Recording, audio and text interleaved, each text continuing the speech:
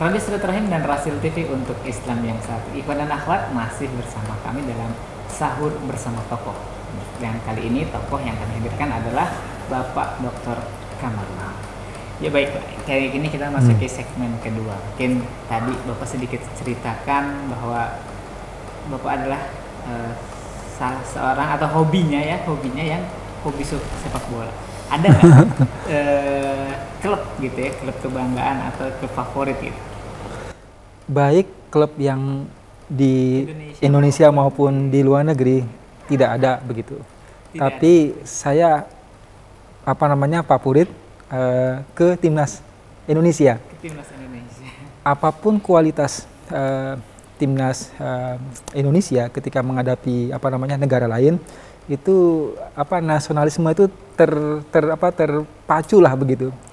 Dikepung sekian puluh menit, gawang timnas kita tetap mendukung timnas Indonesia. Nah, di level kedua itu adalah ketika misalkan negara versus negara mana begitu ya. Ini sampai anak saya itu hafal tuh Mas Walid. Kalau di Piala Dunia misalkan, itu paling itu ABI itu sebutan di rumah itu, jika ada kesebelasan ini versus apa gitu, akan dilihat yang pertama itu berapa jumlah pemain timnas tersebut yang beragama Islam. Jadi yang paling banyak beragama Islam di timnas bola itu, maka itu yang didukung. Perancis kan termasuk ya, termasuk yang cukup banyak pemain timnas beragama Islam. Makanya di luar Indonesia itu timnas Perancis. Ya. Iya. Untuk timnas tadi kita berbicara timnas, kan di situ juga ada keberagaman orang-orang gitu untuk menyatukan menjadi sebuah tim yang baik. Itu kan butuh butuh seorang pemimpin yang bijak gitu. Dan menurut Pak Kamarudin sendiri ketika keturunan Bugis tapi lahirnya di Balikpapan dan besar di sana, bagaimana kondisi keberagaman di sana dan suku di sana? Ya, Balikpapan itu ibaratnya melting pot. Melting pot itu maknanya tempat di mana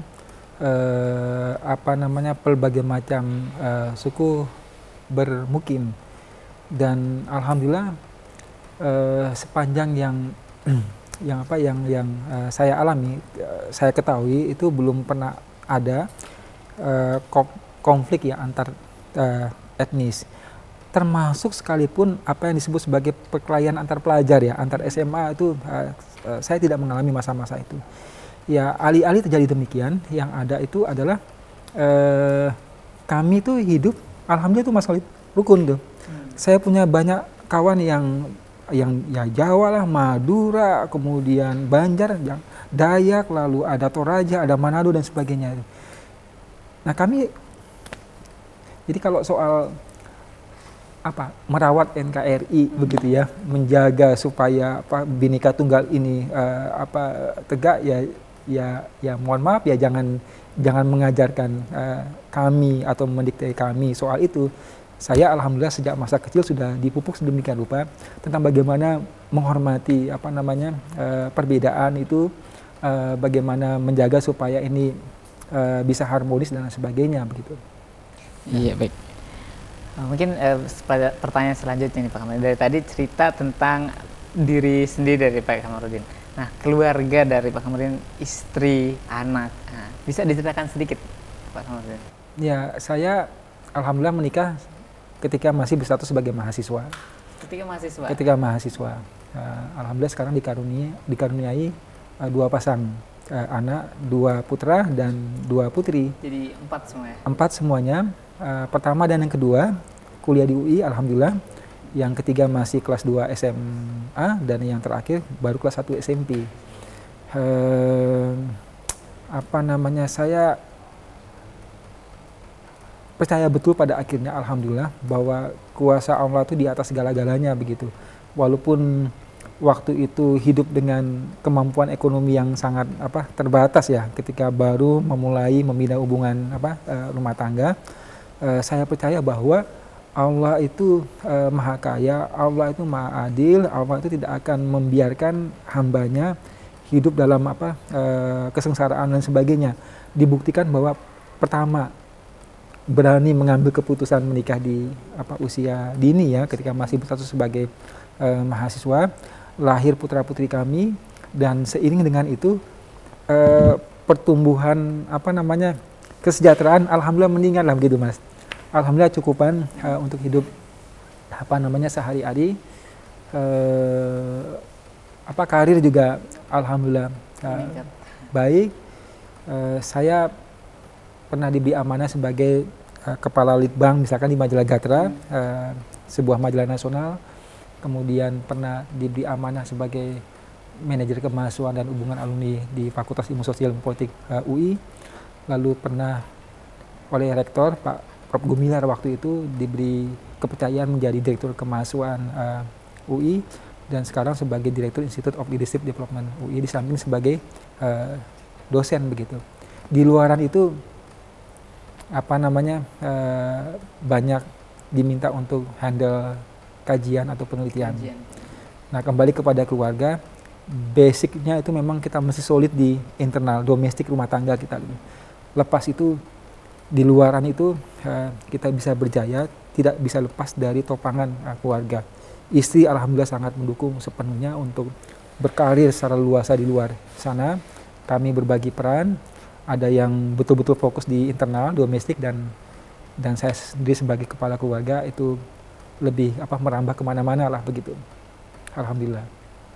Jadi mungkin tadi sedikit menyinggung ini Pak Kamarudin, maaf. Ketika usia muda sudah berani untuk menikah, itu semester berapa tuh Pak Kamarudin? Dan bagaimana ceritanya, sedikit berbagi buat kita? Tahun 1995. Tahun ke berapa ya? Tahun kelima ya. Saya masuk tahun 90, tahun 95 saya menikah. Tahun 96 saya lulus kuliah. Jadi tahun kelima.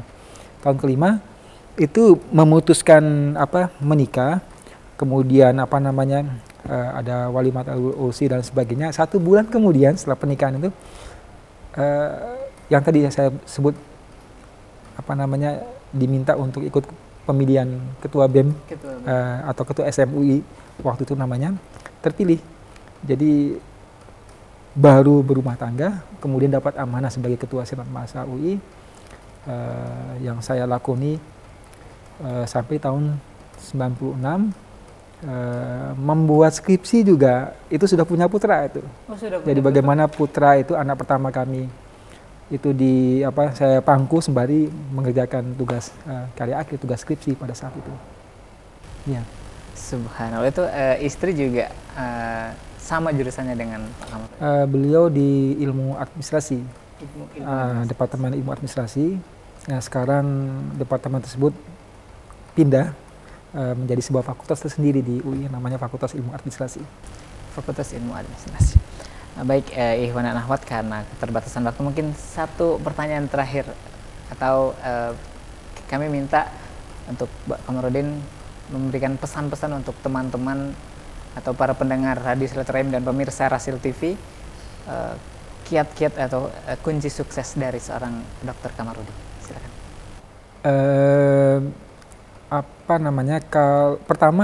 Pertama hubungan vertikal kita kepada Allah Subhanahu wa taala mesti dijaga baik, dijaga betul-betul.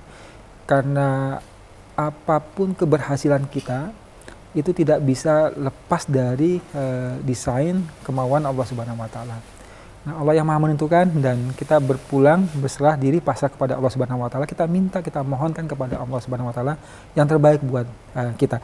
Terbaik buat kita itu menurut Allah Subhanahu wa taala, bukan menurut kita manusia begitu. Satu, lalu yang kedua, belajarlah yang tekun. Ketika misalkan ada adik-adik SMA, ya anak-anak SMA, studi di UI, walaupun memang kompetisinya sangat tinggi, belajar yang tekun. Di sini kan banyak bimbingan belajar ya, itu bisa dimasuki walaupun tidak mutlak harus ikut bimbingan belajar, bisa dengan secara mandiri. Lalu yang ketiga itu adalah ketika sudah masuk ke kampus, jangan lupa mengasah diri, menempa diri dengan mengikuti macam-macam ada organisasi ekstrakurikuler. maukah di BEM ataukah di apa unit kegiatan masuk apa di kerohanian Islam dan sebagainya, silakan dilakoni karena disitulah banyak hal yang sifatnya soft skill yang kita bisa raih dari organisasi-organisasi tersebut. Sisanya kita serahkan kepada Allah Subhanahu Wa Taala. Ya, insya Allah terbaik buat kita. Ya, baik, terima kasih Bapak Kamarudin. Baik ikhwan dan akhwat, demikianlah kebersamaan kami dalam sahur bersama tokoh kali ini bersama Dr. Kamarudin dan saya Khalid Mustafa, ditemani Fajar juga Haidar, pamit undur diri. Subhanakallahumma wa bihamdika asyhadu an la ilaha illa anta astaghfiruka wa atubu ilaik. Wassalamualaikum warahmatullahi wabarakatuh. Waalaikumsalam warahmatullahi wabarakatuh.